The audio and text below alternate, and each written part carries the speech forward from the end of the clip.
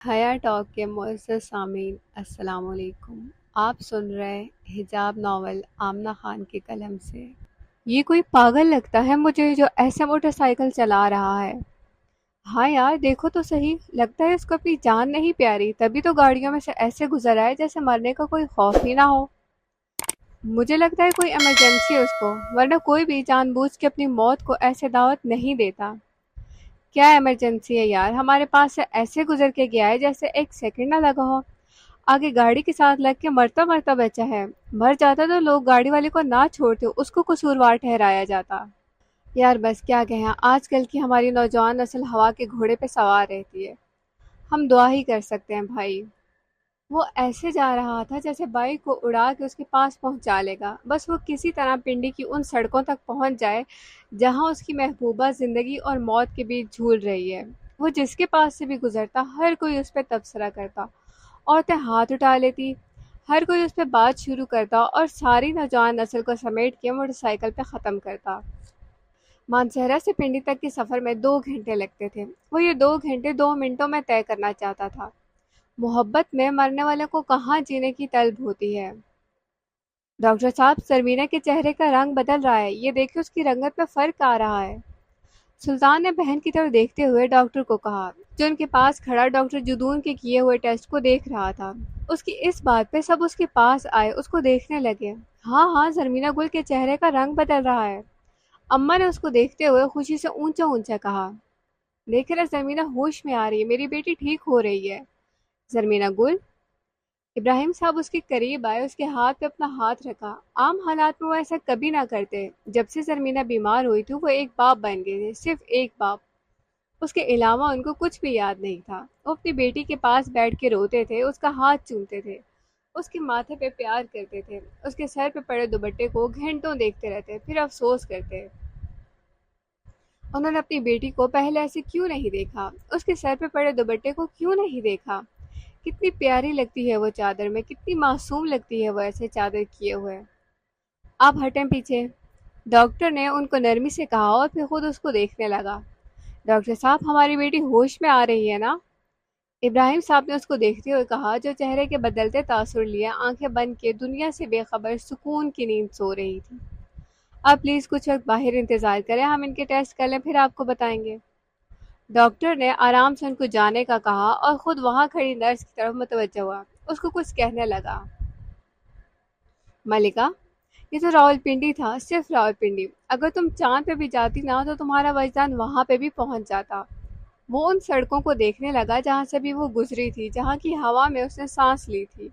وہ وہیں روڈ کے درمیان میں رکا، بائک پہ بیٹھتے ہوئے اس نے گہری سانس لی، جیسے اس کو کسی عطر کی مہک آئی ہو۔ اس کے چہرے پہ ایک مسکراہٹ آئی، جیسے وہ اس کو مل گئی ہو۔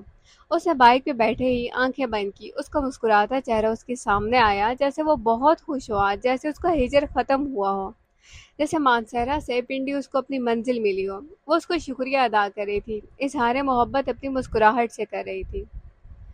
استاد کیا گاتا ہے عطا اللہ، آج تک کوئی ایسا گانا والا میں نے نہیں دیکھا۔ اور چپ کر کھانا خراب، سارا مزہ خراب کر دیا۔ کتنی بار سمجھایا تمہیں، جب عطا اللہ کا گانا چل رہا ہو بیچ میں مت بولا کر۔ جگر پہ ہاتھ رکھ کے اساں ڈھول جدا کیتا۔ وہ ٹرک چلاتے چلاتے عطاءاللہ کے گانے خود گاتا، پھر ڈرائیونگ سیٹ پہ بیٹھے ہوئے ان پہ جھومنے لگتا۔ جو بول اس کے دل کو لگتا اس پہ اسٹیئرنگ سے ہاتھ چھوڑ دیتا، دونوں ہاتھ اوپر کر کے ساتھ ساتھ گاتا۔ جہاں لگے ٹرک اب ڈگمگا رہا ہے وہاں پھر عطاءاللہ کی دنیا سے نکل کے پنڈی کی سڑکوں پہ حاضر ہو جاتا۔ استاد وہ دیکھو آگے کوئی موٹر سائیکل کھڑا ہے۔ وہ اپنے ہی گانے کی مستی میں جھوم رہا تھا، کبھی اسٹیئرنگ پہ ہاتھ رکھتا، کبھی چھوڑ دیتا۔ استاد سامنے دیکھو، وہ موٹر سائیکل پہ کوئی لڑکا ہے۔ استاد وہ مر جائے گا۔ وہ بکلایا ہوا بار بار اس کو دیکھ رہا تھا، جس کا حقیقت کی دنیا سے ناتا اس گانے کے بعد ٹوٹ جاتا۔ استاد، اوئے یہ لڑکا کون ہے؟ اس نے حقیقت کی دنیا میں قدم رکھا اور سامنے کھڑے موٹر سائیکل کو دیکھا جس میں وہ لڑکا اس کی طرف منہ کیے بیٹھا تھا۔ شاید وہ بھی حقیقت کی دنیا سے قطع تعلق تھا، تبھی تو سامنے سے آتی موت اس کو دکھائی نہیں دے رہی تھی۔ استاد تم گاڑی روکو، کنڈکٹر نے چیختے ہوئے ڈرائیور کو کہا، جو ہوش میں آتے ہی گاڑی کو سنبھالنے کی ناکام کوشش کر رہا تھا۔ ہٹو سامنے سے۔ کنڈکٹر ٹرک کے دروازے پہ کھڑا ہوا، اس کو اونچا اونچا کہنے لگا جو روڈ پہ ان کے سامنے کھڑا تھا۔ وہ لڑکا مر جائے گا، وہ دیکھو سامنے سے ٹرک آ رہا ہے، وہ مر جائے گا، ہٹو سامنے سے۔ وہاں پہ کچھ لوگ اس کی طرف دوڑے، اس کو بچانے لگے۔ آگے جاتے ہی سب ایک دم وہیں رکے، ایک زوردار دھماکہ ہوا۔ ٹرک کسی چیز کے ساتھ ٹکراتے ہی سامنے بنی دکان کی دیوار توڑتا ہوا اندر گیا۔ لوگوں نے ٹرک کے ساتھ لگتے اس موٹر سائیکل کو ہوا میں اچھلتے دیکھا، اس کے بعد اس لڑکے کو دیکھا جو فٹ بال کی طرح اونچائی سے ڈپ کھاتا ہوا نیچے ایک گاڑی پہ گرا اور گاڑی سے زمین پہ۔ سب نے اپنی آنکھیں بند کی۔ آج سے پہلے کسی نے ایسا منظر نہیں دیکھا تھا، وہاں پہ موجود ہر بندہ وہیں ساکت کھڑا تھا۔ لڑکیوں نے آنکھوں پہ ہاتھ رکھے۔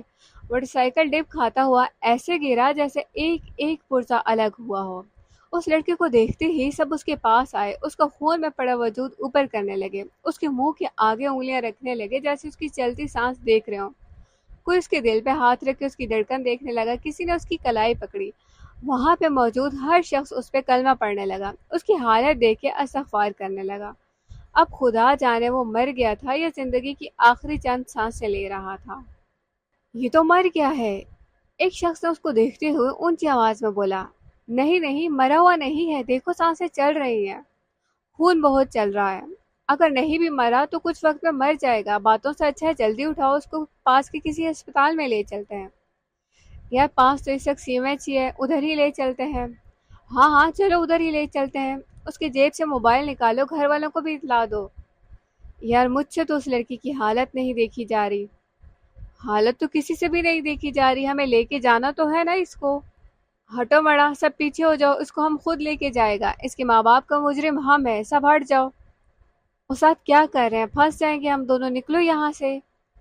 کیسا بات کرتا ہے تم، ہم اتنا بغیرت نہیں ہے چھپ کے بھاگ جائے گا، اٹھاؤ میرے ساتھ اس کو۔ وہاں موجود ہر شخص اس نوجوان کو دیکھ رہا تھا جس کا پورا وجود خون میں نہا رہا تھا۔ اگر اس وقت اس کو گھر والے بھی دیکھتے تو پہچان نہ سکتے۔ چند بڑے دل والے لوگ ہی اس کے پاس کھڑے تھے، اس کو اٹھا رہے تھے۔ باقی سب اس کو دیکھتے ہی اپنے دل پہ ہاتھ رکھ کے پیچھے ہو جاتے۔ ایک نظر ڈالنے کے بعد کوئی اس پہ دوسری نظر نہیں ڈال سکتا تھا۔ یار اس کی جیب سے شناختی کارڈ نکلا ہے اس کا۔ گاڑی میں بیٹھے ایک بندے نے اس کے جیب میں ہاتھ مارا، اس کا موبائل اور شناختی کارڈ نکالا اور اس کو دیکھنے لگا جو خون میں سرخ ہو گئے تھے۔ موبائل سے دیکھو اس نے آخری کال کس کو کی ہے، اس نمبر پہ کال کر کے بتاؤ اس کا۔ وہاں پہ موجود ایک مرد نے اس کے ہاتھ میں موبائل دیکھتے ہوئے کہا، نام کیا ہے بابو کا؟ شناختی کارڈ پہ لکھا ہوگا نام۔ نور گل نے اس لڑکے کو دیکھتے ہوئے کہا جو موبائل ہاتھ میں لیے اس کے گھر کال کر رہا تھا، اس کا نام سید وجدان حسین شاہ ہے جی۔ اس نے خون صاف کرتے ہوئے آنکھوں کے قریب لے جا کے اٹکتے ہوئے اس کا نام پڑھا۔ فضا کیا ہوا تمہیں؟ فضا ہوش میں آؤ، کیا ہوا تمہیں؟ امی زری۔ اس نے دونوں ہاتھوں سے بال نوچتے ہوئے ایک بار پھر اونچا اونچا رونا شروع کیا۔ زری کا نام لیتے ہی اس کا دل حلق سے باہر آنے لگتا تھا۔ وہ ٹھیک ہو جائے گی فضا، انہوں نے بیٹی کے دونوں ہاتھوں کو نرمی سے پکڑتے ہوئے کہا اور وہیں اس کے پاس بیٹھ گئی۔ نہیں امی، وہ نہیں ٹھیک ہو رہی، وہ بہت بیمار ہے۔ ماں کے گلے لگتے ہی اس نے آنکھیں بند کی، اس کا چہرہ اس کے سامنے آیا، اس کے کانوں میں ایک بار پھر اس کی آواز گونجی، میں مر گئی تو سب سے زیادہ تم ہی روگی، امی مجھے اس کے پاس لے چلیں۔ ماں کے ساتھ سے پیچھے ہوتے ہوئے اس نے اپنا بال پیچھے کیا، آنکھوں کو صاف کیا، رونے میں کمی آئی۔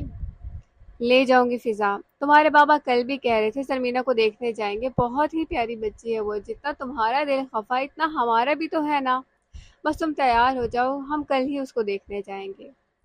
انہوں نے بیٹی کے ماتھے پہ پیار کرتے ہوئے کہا اور اس کو سوچنے لگی جس کو انہوں نے یونی میں دیکھا تھا۔ اس وقت ان کو اپنی بیٹی پہ فخر ہوا تھا، کس قدر اچھی لڑکی سے اس نے دوستی کی تھی۔ امی سچ کہہ رہی ہیں نا آپ، ہم کل جائیں گے نا سری کو دیکھنے؟ جی بیٹا کل ہم جائیں گے انشاءاللہ، راولپنڈی کون سا دور ہے، صبح ہی ہم نکل جائیں گے یہاں سے۔ ان دونوں کے گھر والے جانتے تھے ان کی دوستی کیسی ہے، حالانکہ زرمینہ کبھی اس کے گھر نہیں گئی تھی، اس کو کبھی دوستوں کے گھر جانے کی اجازت ہی نہیں ملی تھی۔ وہ لوگ اس چیز کو اچھا نہیں سمجھتے تھے کہ وہ ایسے گھروں میں جائے، پھر بھی ان دونوں کے گھر میں ان کی دوستی کی نوعیت کا اندازہ تھا کہ وہ کس حد تک گہری اور پختہ ہے۔ یہ صبح کب ہوگی اللہ جی؟ اس نے اپنی آنکھیں بند کی، بیڈ کے ساتھ ٹیک لگائی، اپنے دماغ میں صبح کا نقشہ کھینچنے لگی۔ وہ مسلسل ای سی جی کو دیکھتے رہے، اس پہ بنتی لکیریں ان کی سانسیں روکنے لگی، اس کے دل کی دھڑکن میں پہلے سے زیادہ تیزی آنے لگی۔ بابا جان، زری کے ہاتھوں کی انگلیاں حرکت کر رہی ہیں۔ شہاب نے اس کی 2 انگلیوں کو اوپر نیچے ہوتے ہوئے دیکھا، فوراً اس کے پاس گیا، اس کے ہاتھوں پہ ہاتھ رکھا۔ انگلیاں اب بھی حرکت میں تھی، جیسے کوئی درد کی شدت میں بے ہوش ہو۔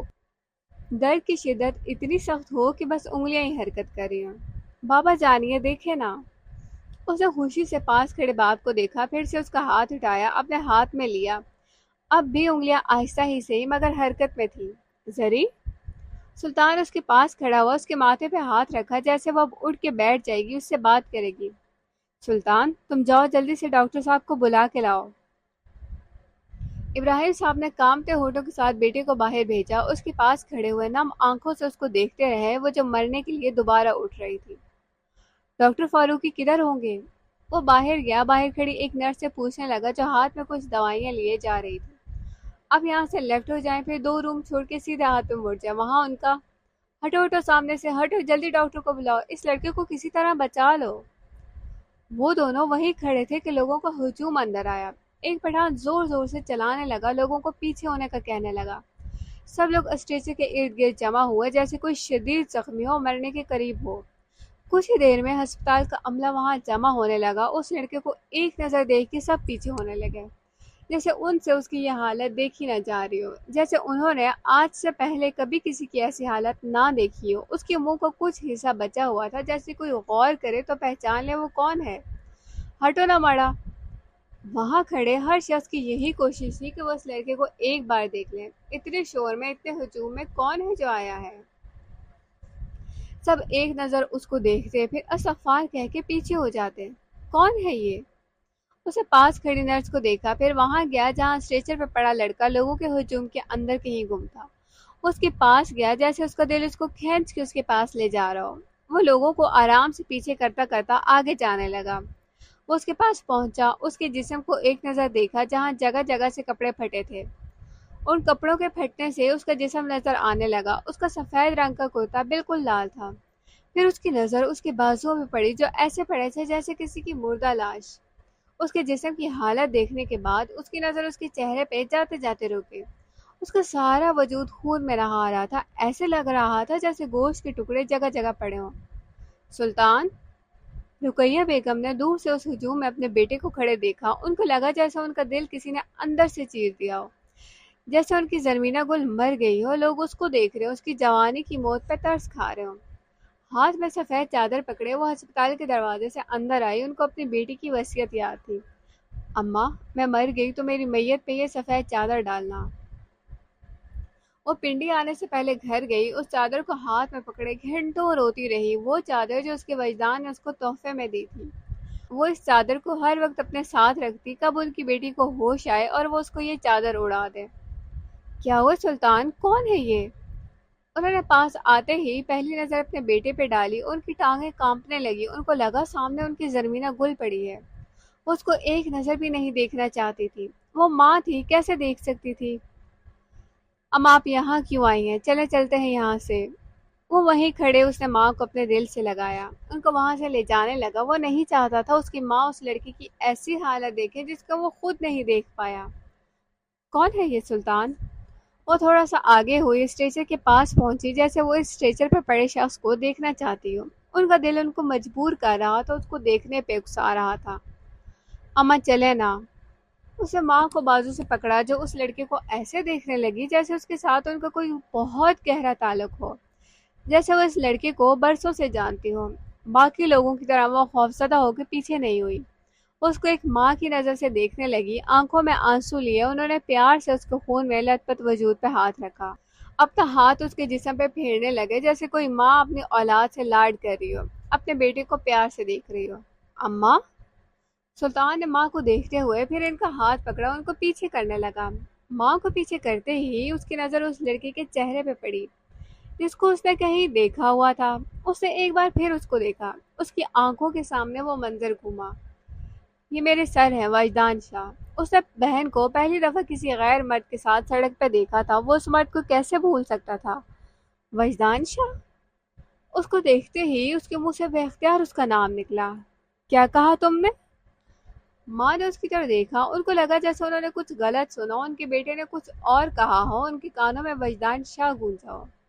وہ سکتے کے عالم میں سامنے لیٹے شخص کو دیکھنے لگی جس کے لیے اس کی بہن زندگی اور موت کے درمیان ایک درد میں، ایک اذیت میں پڑی تھی۔ یہ کون ہے سلطان؟ بولو نا۔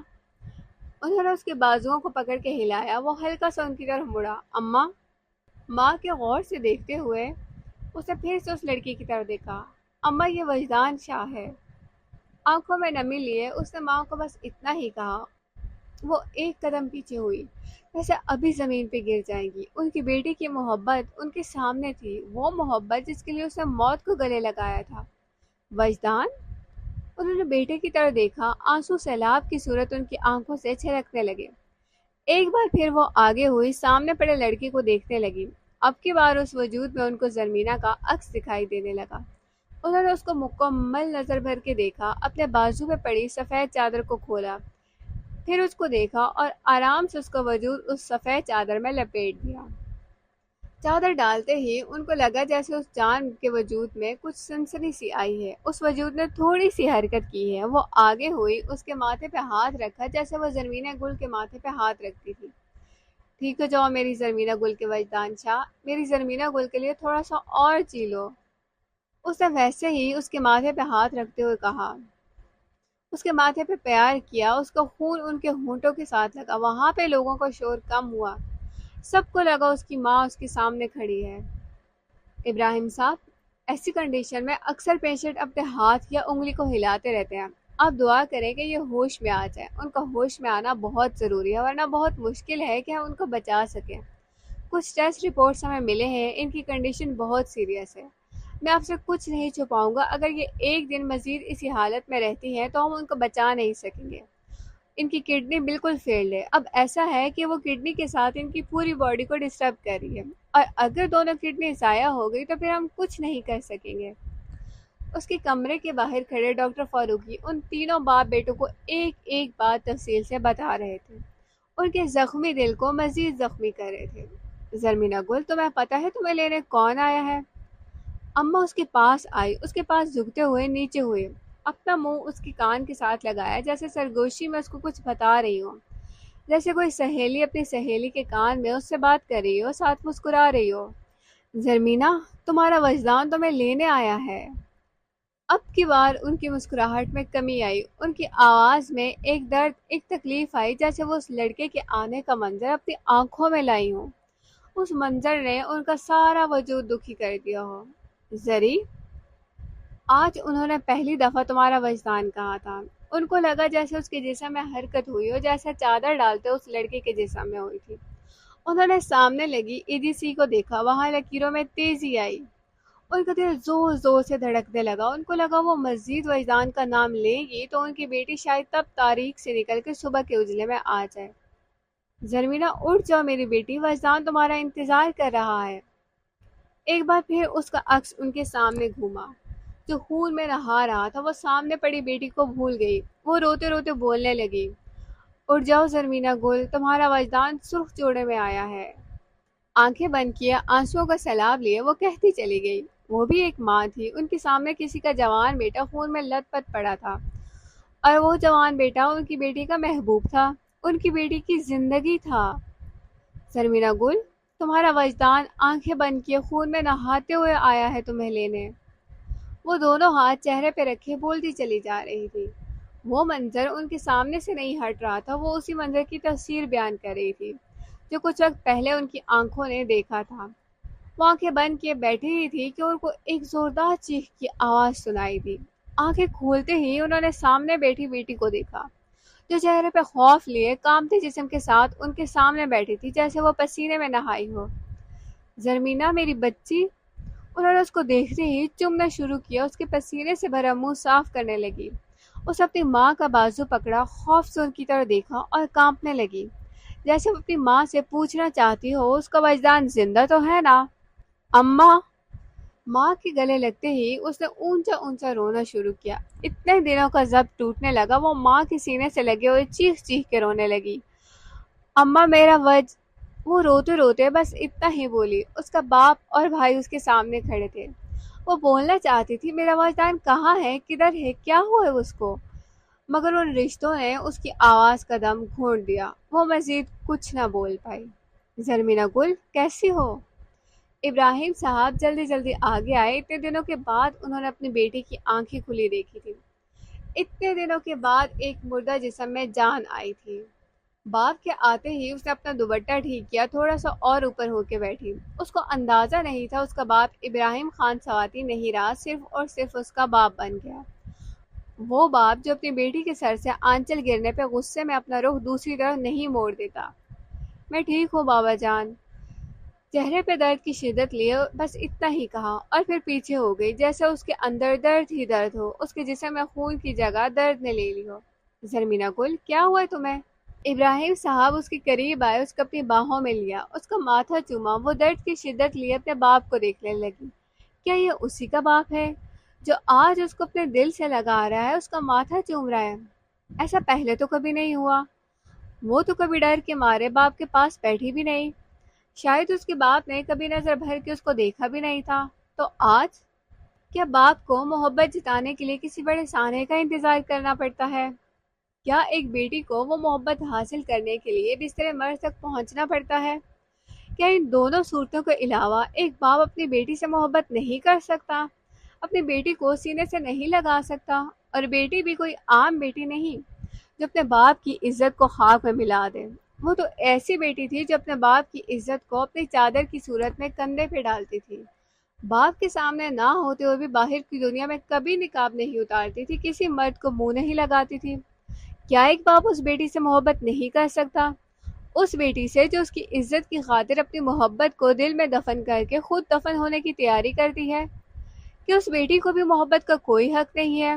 کہ ایک بیٹی کو مر کے ہی باپ اور بھائی کی محبت نصیب ہوتی ہے؟ وہ بھول جاتے ہیں وہ کسی بیٹی کے باپ ہیں، کسی بہن کے بھائی ہیں۔ یاد رکھتے ہیں تو اتنا وہ سواتی ہیں، مرد ہیں جن کے سر کی ٹوپی اور کندھے پر بڑی چادر اپنی بیٹی اور بہن کی ایک خواہش کی وجہ سے گر نہ جائے۔ وہ کیوں بھول جاتے ہیں بیٹی بھی تو ان کی ہی ہے، بہن بھی تو انہی کی ہے، جس کی رگوں میں انہی کا خون ہے۔ وہ خود تو زمین میں دفن ہو سکتی ہے، وہ محبت سے تو دستبردار ہو سکتی ہے، وہ ایک پل میں 1000 بار تو مر سکتی ہے، مگر وہ اپنے باپ کی سر کی ٹوپی کبھی گرنے نہیں دیتی، کبھی بھائیوں کا غرور ٹوٹنے نہیں دیتی۔ مگر شاید ایک بیٹی کو یہ محبت پانے کے لیے مرنا پڑتا ہے۔ محبت کی قربانی تو کہاں کی قربانی ہے؟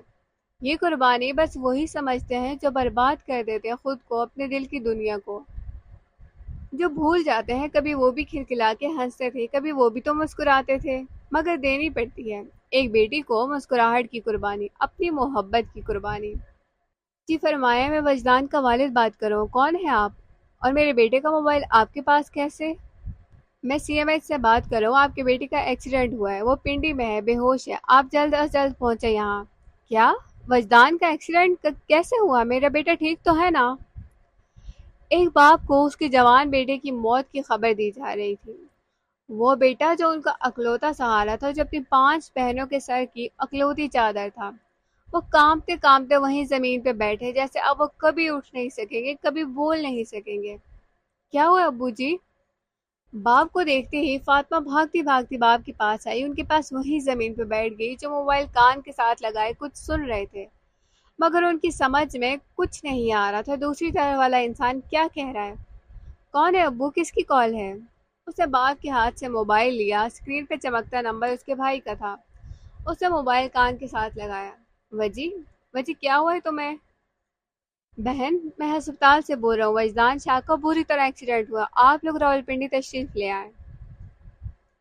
دوسری طرف کی جانے والی باتوں نے اس کے اندر کی دنیا کو ہلا دیا، اس کے ہاتھ سے بے اختیار موبائل نیچے گرا۔ اب وہ اب نہیں پریشان ہو، وجی بالکل ٹھیک ہو جائے گا۔ زمین پہ بیٹھے نہ جانے وہ باپ کو تسلی دے رہی تھی یا خود کو۔ ابو اٹھے، ہمیں ابھی جانا ہے، ہمیں ابھی کے ابھی وجی کے پاس جانا ہے۔ اس نے اٹھتے ہوئے ایک نظر باپ کو دیکھا جو اپنے ہوشوں میں نہیں تھا، جو مسلسل زمین کو دیکھ رہا تھا۔ زرمینہ، کیا ہوا تمہیں؟ شہاب، جلدی جاؤ، ڈاکٹر کو بلا کے لاؤ، جلدی کرو۔ وہ مسلسل ایک تکلیف میں تڑپ رہی تھی، نہ جانے وہ کیسی تکلیف تھی جو اس کو تھی، نہ جانے وہ کیسا درد تھا جو اس کو ملا تھا۔ درد اس کو پورے وجود میں تھا، مگر ہاتھ اس نے اپنے دل پہ رکھا تھا۔ وہ اپنے دل پہ ہاتھ رکھے اس درد کو برداشت کر رہی تھی۔ درد کی شدت اتنی زیادہ تھی، اس کی برداشت ختم ہو رہی تھی۔ درد سے اس کی آنکھیں بند ہونے لگی، اس کے چہرے کا رنگ بالکل سفید ہونے لگا۔ ایک بار پھر وہ بالکل سکون سے سونے لگی۔ آپ نے ان کے گھر والوں کو اطلاع دی ہے؟ جی ڈاکٹر صاحب دی ہے، وہ لوگ پہنچنے والے ہیں۔ آپریشن تھیٹر میں کھڑے ڈاکٹر نے ساتھ کھڑے لڑکے کو کہا، خون بہت بہہ گیا ہے، ہمیں جلد از جلد خون کا بندوبست کرنا ہے۔ ڈاکٹر وحید، مشکل ہی ہے یہ بچ سکے۔ سامنے کھڑے ڈاکٹر اسلان نے ڈاکٹر وحید کو دیکھتے ہوئے کہا، اور پھر آپریشن تھیٹر میں روشنیوں کے نیچے پڑے لڑکے کو دیکھا جو ایسے سانسیں لے رہا تھا جیسے اگلی سانس اس کی آخری ہو، وہ کسی بھی وقت دم توڑ دے گا۔ بچانے والی اللہ کی ذات ہے ڈاکٹر اسلان، ہم کوشش ہی کر سکتے ہیں۔ اگر یہ بچ بھی گیا تو یہ کبھی بھی نارمل زندگی نہیں گزار سکے گا، پہلے تو مشکل ہے یہ بچ بھی جائے۔ ڈاکٹر نے اس کو دیکھتے ہوئے کہا، لیٹس سی، ہمیں آپریشن شروع کرنا چاہیے۔ آپریشن شروع کرنے سے پہلے میں سورہ یاسین پڑھتا ہوں ڈاکٹر، آپ شروع کریں، میں 5 منٹ میں آیا۔ جی بہت بہتر۔ پنڈی کے دو مشہور سرجن نے آپس میں مسکراہٹ کا تبادلہ کیا۔ ایک نے وہاں پہ پڑی یاسین اٹھائی اور وہیں کھڑے اونچی اونچی آواز میں پڑھنے لگا، بسم اللہ الرحمن الرحیم۔ جی نرس، مجھے انسٹرومنٹ پکڑا دیں۔ آپریشن شروع ہو چکا تھا، وہ زندگی اور موت کے بیچ جھول رہا تھا۔ ابراہیم صاحب، ہمیں فوراً بچی کو آپریشن کرنا ہے۔ ڈاکٹر نے وہاں پہنچتے ہی ان کو کہا، ساتھ کھڑی نرس کو آپریشن کی تیاری کرنے کا حکم دیا اور جلدی جلدی وہاں سے نکلنے لگا۔ ابھی آپریشن؟ رقیہ بیگم نے اپنی بیٹی پہ ایک نظر ڈالی، کیا اس کی حالت ہے آپریشن کے لیے؟ جی، اگر ہم نے ابھی کے ابھی آپریشن نہیں کیا تو یہ بچ نہیں سکے گی، ہمیں ان کو بچانا بہت مشکل ہو جائے گا۔ آپ جلدی سے او نیگیٹو کا انتظام کریں، خون جتنے جلدی ہو سکے ارینج کریں، ورنہ ہم ان کو بچا نہیں سکیں گے۔ نرس، آپ جلدی کریں۔ جی جی ڈاکٹر صاحب۔ وہ جلدی جلدی اس کمرے سے باہر نکلے، ان کے پیچھے پیچھے نرس بھی جانے لگی۔ وہاں کمرے میں موجود سب اس لڑکی کو دیکھنے لگے جو کچھ ہی وقت میں اپنی زندگی اور موت کی خبر سنانے والی تھی۔ ڈاکٹر، ہمارا ایک ہی بیٹا ہے، مہربانی کر کے اسے بچا لیں۔ وہ ہسپتال میں ڈاکٹر کے سامنے ہاتھ جوڑے کھڑے تھے۔ ڈاکٹر ابھی بھی آپریشن تھیٹر سے باہر نکلا، اس کو دیکھتے ہی سب کھڑے ہو گئے، اس کے پاس جمع ہو گئے۔ ڈاکٹر نے ایک نظر سب پہ ڈالی، وہاں سب لڑکیاں سروں پہ دوپٹہ لیا ہاتھ اٹھائی کھڑی تھی۔ ہم اپنی طرف سے پوری کوشش کر رہے ہیں، ان کا خون بہت ضائع ہو گیا، ہم نے ان کو خون تو لگایا ہے مگر آپریشن کے دوران ہمیں یہ پتہ چلا ہے کہ ان کی ریڑھ کی ہڈی بہت ڈیمیج ہو گئی ہے، ہم اس کے بھی ٹیسٹ کریں گے تو ہی آپ کو کچھ بتا سکیں گے۔ ڈاکٹر صاحب، میرا بیٹا بچ تو جائے گا نا؟ ڈاکٹر نے ایک نظر اس عورت کو دیکھا جو ہاتھ جوڑے اس کے سامنے کھڑی تھی، جیسے اپنے بیٹے کی زندگی کی بھیک مانگ رہی ہو۔ اس کا زرد ہوتا رنگ صاف بتا رہا تھا وہ کوئی اور نہیں، اس کی ماں ہے۔ ماں جی، ہم کچھ نہیں کہہ سکتے، فی الحال آپ بس دعا کریں۔ ڈاکٹر صاحب، میرے بیٹے کو بچا لینا، انہوں نے روتے ہوئے ایک امید سے کہا، جیسے سامنے کھڑا شخص ان کے بیٹے کی زندگی کی ضمانت ہو۔ بچانے والی ذات اللہ کی ہے ماں جی، آپ دعا کریں، ہم اپنی طرف سے پوری کوشش کریں گے۔ ڈاکٹر صاحب، وہ جی بچ تو جائے گا نا؟ زینب نے اس کی طرف دیکھتے ہوئے نم آنکھوں سے کہا۔ اس کو لگا جیسے وہ سب کچھ بھول گیا ہے، اس لڑکی کی چادر کا اسیر ہو گیا۔ عموماً ڈاکٹر کہاں اتنی لمبی گفتگو کرتے ہیں، اس نے ایک نظر ڈالتے ہی اس لڑکی کو دیکھ لیا تھا جیسے ماں کے پیچھے کھڑی خاموش آنسو بہا رہی تھی، اپنی سرخ ہوتی ناک بار بار صاف کر رہی تھی، اس کی جھکی نظریں اس کو قید کر رہی تھی۔ ڈاکٹر شاہ، آپ کو ڈاکٹر وحید بلا رہے ہیں۔ کسی نے اس کو آواز دی، وہ پیچھے مڑا، ایک بار پھر اس لڑکی کو دیکھا، دروازہ کھولا اور اندر چلا گیا۔ فیروز، میرا دل بہت بے چین ہے، مجھے ابراہیم کے پاس لے چلو، اس کو میری بہت ضرورت ہے اس وقت، اس کو میری بہت ضرورت ہے اس وقت۔ انہوں نے فیروز کے کمرے میں آتے ہوئے کہا، اماں آپ کیوں آ گئی، میں آ ہی رہا تھا آپ کے پاس۔ فیروز صاحب ان کا ہاتھ پکڑ کے اپنے پاس لائے، بیڈ پہ بٹھایا اور خود بھی ان کے سامنے بیٹھ گئے۔ فیروز، میرا دل آج بہت اداس ہے، پتہ نہیں بچی کیسی ہے ہماری، مجھے ان کے پاس لے جاؤ۔ اماں نے روتے ہوئے ان کو دیکھا، جیسے انہوں نے فیصلہ کر لیا ہو، جیسے انہوں نے آج ہی جانا ہو۔ اماں، میں خود بھی کہہ رہا تھا، بہت دن ہو گیا اب تک نہیں آئے وہ، ہمیں اب جانا چاہیے خود بھی وہاں، ابراہیم کو بہت ضرورت ہوگی ہماری۔ فیروز، ایسا کرو تم گاڑی نکالو، ہم ابھی ہی نکلیں گے، انہوں نے بیڈ سے اترتے ہوئے کہا جیسے وہ جانے کے لیے تیاری کر کے آئی تھی۔ اماں، میں رجب کو فون کرتا ہوں، وہ گھر آئے، میں اور آپ ابھی ہی نکلتے ہیں، انہوں نے جیب سے موبائل نکالتے ہوئے کہا اور نمبر ملانے لگے۔ یار کتنا سا وقت رہتا ہے اور سی ایم ایچ پہنچنے میں، کب سے ہم یونی سے نکلے ہوئے ہیں۔ ہانیہ نے گاڑی میں کھڑے ہوتے ہوئے اپنی گھڑی دیکھی، اس کو ایک ایک منٹ صدیوں کے برابر لگ رہا تھا، اس کو ہی نہیں وہاں موجود ہر اسٹوڈنٹ بار بار اپنی گھڑی دیکھ رہا تھا۔ ان کو وجدان کے ایکسیڈنٹ کی خبر مل گئی تھی، وہ سب ان دونوں کو دیکھنے ہسپتال جا رہے تھے۔ سرمینا سے زیادہ سب وجدان کے لیے دعا کر رہے تھے۔ آج آدھی سے زیادہ یونیورسٹی اپنے ٹیچر کی عیادت کے لیے نکلی تھی۔ وہاں ہر کلاس کے اسٹوڈنٹ موجود تھے، کچھ اپنی گاڑی سے جا رہے تھے اور کچھ یونی کی وین میں۔ آج یونیورسٹی میں چھٹی کا اعلان کیا گیا تھا۔ یونی کی 3 وین اسٹوڈنٹ سے کھچا کھچ بھری ہوئی تھی، ہر ایک کی زبان پہ درود تھا، ہر کوئی وجدان کے لیے دعا کر رہا تھا۔ ابھی آپ ایبٹ آباد میں ہیں ہانیہ؟ مدثر نے اس کو کھڑا دیکھتے ہوئے آرام سے کہا۔ کیا ابھی تک ہم ایبٹ آباد میں ہی ہیں؟ ہانیہ نے شیشے سے باہر دیکھتے ہوئے حیرت سے پوچھا۔ جی ہم ایبٹ آباد ہی ہیں۔ انکل پلیز جلدی کریں نا، اب کی بار اس نے گاڑی چلاتے ہوئے ڈرائیور کو دیکھتے ہوئے کہا۔ بیٹا آپ ہر 5 منٹ بعد پوچھتی ہیں، ہم پنڈی پہنچ گئے، اب گاڑی ہے، کوئی جہاز تو نہیں ہے یوں نکلے اور یوں پہنچے۔ اب کی بار انہوں نے برا منہ بناتے ہوئے کہا اور وہ آرام سے اپنی سیٹ پہ بیٹھ گئی۔ وہ صحیح کہہ رہے تھے، وہ ہر 5 منٹ بعد کھڑی ہوتی اور یہی پوچھتی اور ان کو رفتار تیز کرنے کا کہتی۔ مزید اچھی ویڈیوز کے لیے ہمارے چینل کو لائک، سبسکرائب اور شیئر ضرور کیجیے اور ساتھ میں موجود گھنٹی کے نشان کو دبانا مت بھولیے گا تاکہ نئی آنے والی ویڈیو کا نوٹیفیکیشن آپ تک پہنچ سکے۔